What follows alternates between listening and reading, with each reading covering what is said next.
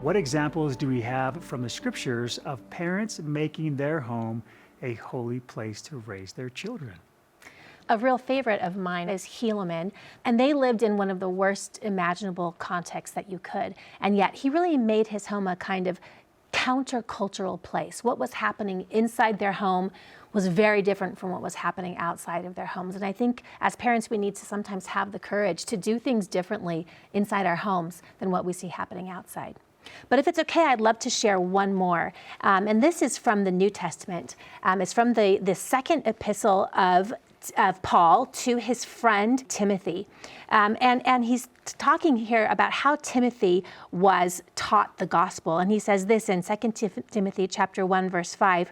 When I call to remembrance the unfeigned faith that is in thee, which dwelt first in thy grandmother Lois and thy mother Eunice, and I am persuaded that in thee also.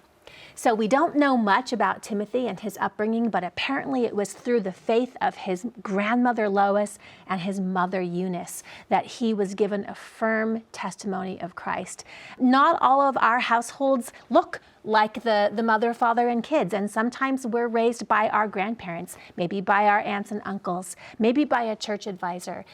Somebody in our life, we can create that holy place and create an environment where a child of God can come to develop faith in Christ.